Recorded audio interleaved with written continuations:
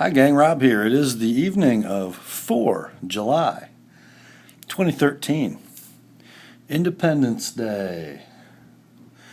We've still got some boomers and some fireworks going on around our neighborhood, even after 11 o'clock at night.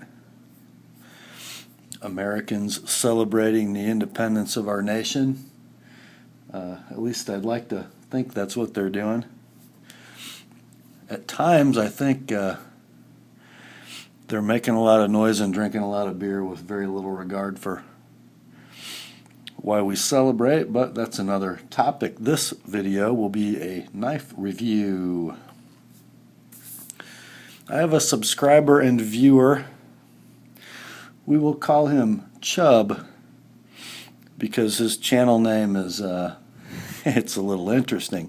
He was the winner of my knife challenge, oh gosh, 10 days ago or so? With some clues, I asked the viewers to to try to guess which knife I bought. And Chubbs, after about 43 guesses, he correctly guessed that I bought a Lion Steel SR1A, and that got him a used, but razor sharp, of course, Kershaw Oh So Sweet. And because he got the bonus question right, which blade finish and handle color I bought, black with satin blade, he got a knife of his choice sharpened. And the one he chose was, excuse me, what appears to be a darn near brand new CRKT M21-04G. And that's the knife we're going to review tonight. First of all, before we get too far into this, Chubb, I just wanted you to see what you spent that postage on to get your knife here. Here is the edge freshly applied this evening on my sharpening bench on the Oh So Sweet. Let's see if it'll cut. Ooh, I suppose it will. Will it push cut? Oops, on camera would be better.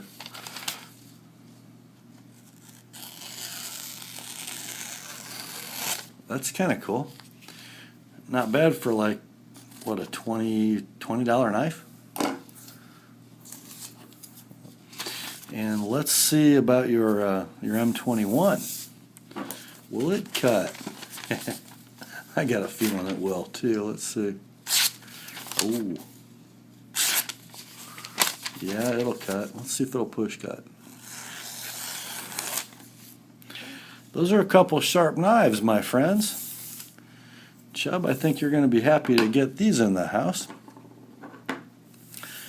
Both of these knives, by the way, same steel. 8CR14 MOV. Let's get this Kershaw out of here so we can talk about the CRKT.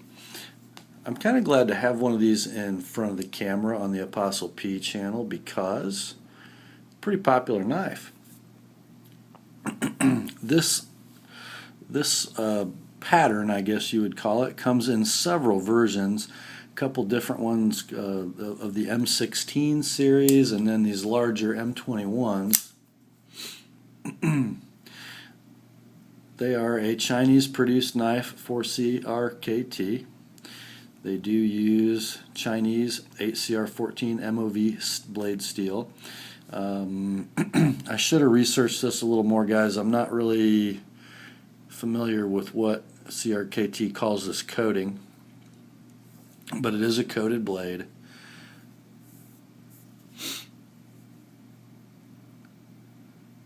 Just looking at it, to me it kind of resembles a cold steel coating more than it does even a Benchmade, nowhere near like a DLC Spyderco coating. I don't know what it is for sure, so you'll have to look that up. The blade shape is kind of interesting.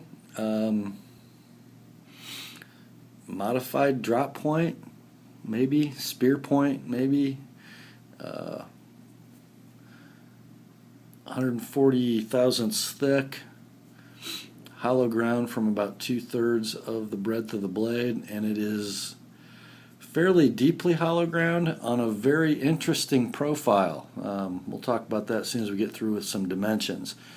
The blade is 3.88 inches long.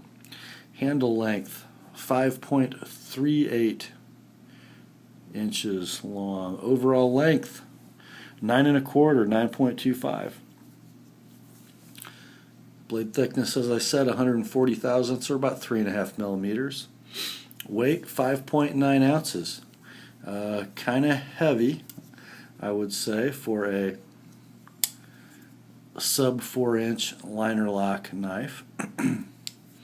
Not quite sure where the heft comes from. It is a flipper, and the flipper works pretty well. Didn't take me too long to learn how to deploy it. Never had one of these in my hand before. The pocket clip, rare for CRKT, is positionable on all 4 corners of the knife. I don't know why they can't do that more than they do. And even in this M series, it's kind of rare. But there are a few CRKT knives I would probably own if they gave this left-hander an option to carry them in the pocket next to the hand I use. I was kind of stoked to see this knife arrive that way, and well, let's get to the rest of the story. Handle material is G10, and it's sort of your normal, not very grippy Chinese G10. The clip is black oxide coated according to CRKT data. I would believe that. Should hold up a little better than paint. The knife does have full stainless steel liners, and it is a liner lock. Of course, the whole handle is skeletonized, liners and G10 scales. Okay, look at that pivot screw. Sort of Emerson-like, isn't it? It takes a flat blade screwdriver.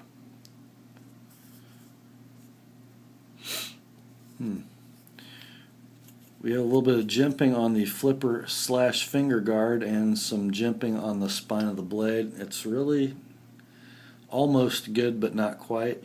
It's pretty finely cut and doesn't really grab the thumb too well, and it's very flat. There's no ramp at all. This knife, I guess, is sort of marketed as a hard use tactical blade. It's marketed that way, and it looks that way, but I don't think that's what it is. I think, I guess probably because of its price, around $45 on the secondary markets. I guess a lot of people who don't have a lot of money to spend on a knife see this on a website or in a catalog and think, man, that's a bad blade. Boy, look how tactical that is. I mean, look, it's got holes in the handle and a coated blade, and it says M something on it. Well, okay. And I generally like the designs of Mr. Kit Carson, who's done a lot of blades for CRKT. Frankly, this just isn't one of them. First of all, its looks belie its capability. You know, it's a fairly light-duty liner lock. The blade, although fairly thick at the spine, is ground very, very thin at the edge, and it's not a steel that is going to take a lot of abuse, ground thinly. And something else that was kind of odd as I started to sharpen, I really thought when I first looked at this knife that the factory edge grind was really poor because of how narrow the secondary bevel was at the tip. Well, as I got into it, I noticed something. When I set my Edge Pro up at 15 degrees to what I thought was going to be to reprofile the secondary bevel, I found something quite interesting. The knife was already ground at very close to 15 degrees, and it was dead consistent, root to tip. So that grind is still narrow at the tip. What does that tell you? Well, what that tells you is the knife is super, super thin at the tip. Guys, this is not a hard use knife. I mean, this is thinner at the tip than my Kershaw Skyline. You put that tip into anything and twist or pry with it, you'll lose some knife.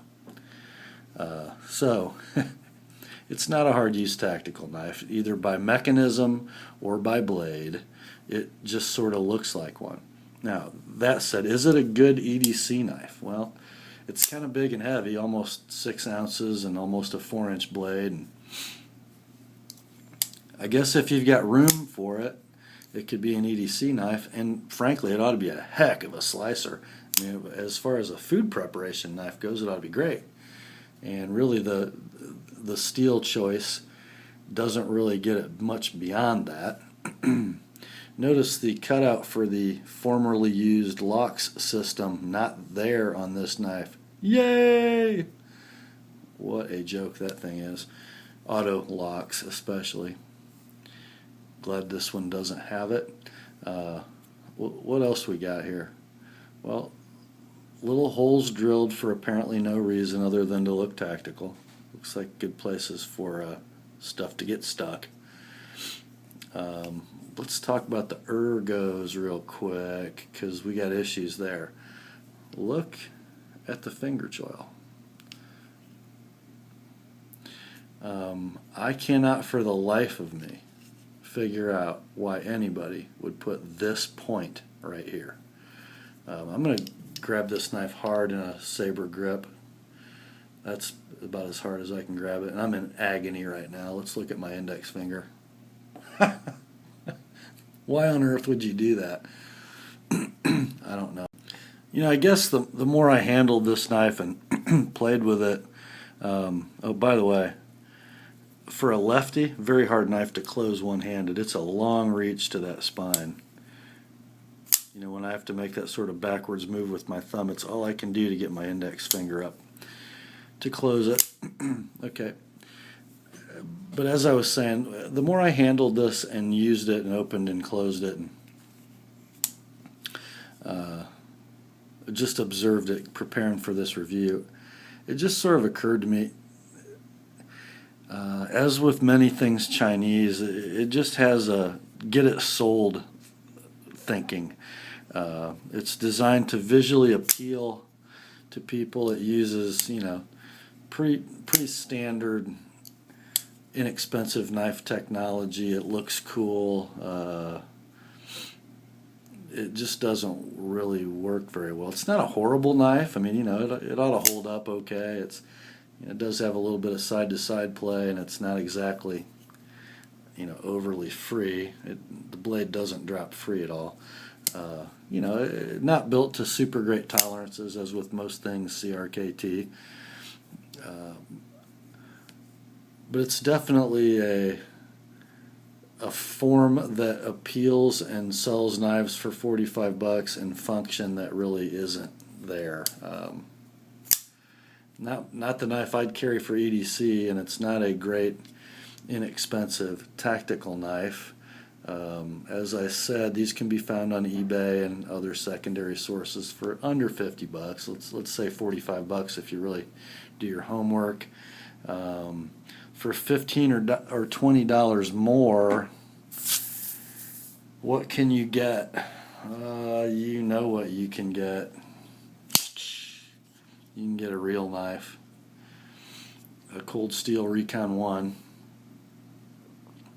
in AUS 8A, annealed AUS 8, that is masterfully heat treated and masterfully applied. This is the one I batoned with a couple weeks ago for a hard use test of the steel, and it's been stropped. I don't know if it cuts. I don't remember. Oh yeah, it does, doesn't it? I'll guarantee you guys. In fact, if you want to bear this out, there's a similar test on YouTube of a CRKT M21 to the batoning I did. Nothing Fancy did a hard use test video of this knife probably 3 years ago. You can find it on his channel, I'm sure. He destroyed the knife in a batoning session, not much, if any, longer than the one that you saw me put the Recon 1 through. He basically bent the liner lock like a piece of spaghetti. It went all the way to the right side liner, got wedged in there between the blade. It did become a virtual fixed blade at that point. It had to be disassembled to get the blade to close. Not good. Night and day on these two knives. Probably marketed to be much the same, but they're not. This knife is a really bad looking slicer. It looks like a tactical knife. It's a really good camp knife for food prep, I guess. Also, this steel is widely referred to as a Chinese version of AUS 8. I haven't done any cut tests or edge retention tests, but I kind of know what a steel does by what I see and feel when I'm sharpening. It's not very wear resistant at all. I was in and out of the sharpener at 2 bevel angles, 3 stones, and a 2-sided strop in about half an hour, which is, you know, some of your more difficult to sharpen steels I'll spend 2 or 3 hours on knife sometimes. It does take a really, really keen edge. I don't think it's going to stick around long. It's not AUS 8. I think it really behaves, at least sharpening wise, like a 440A or an AUS 6, and I would expect edge retention to be right there in the same vein. It's a good cheap knife. It just doesn't really do what it looks like it would do. It's for a different thing than it looks. Now, there are probably lots of you guys that have these and are super, super happy with them, and I can understand why. You didn't pay a lot of money for them. You probably don't, you know, delimb trees with it or open cans with it or anything like that. And don't, please don't. Not with that tip. It's just sort of one of those good examples of why I don't own a CRKT knife. I just don't dig them. I know a lot of you guys do. I certainly wouldn't pay a lot of money for them, like some of the newer models that they've come out with, some of their Onion collaborations. You'll probably not see one of those reviewed here. Oh, by the way, the knife did come with a horribly jacked up attempt at a sharpening choil. Had a big flared knob at the base of the blade. Man, that really burns me when somebody bothers to put a notch at the base of the blade, but it's not big enough or in the right place to be a sharpening choil. Chubbs, I don't know if you remember what the base of this edge grind looked like when you sent me this knife, but notice how nice and straight and sharp it is all the way to the back now. So as you touch it up, this will not cause you any problems either.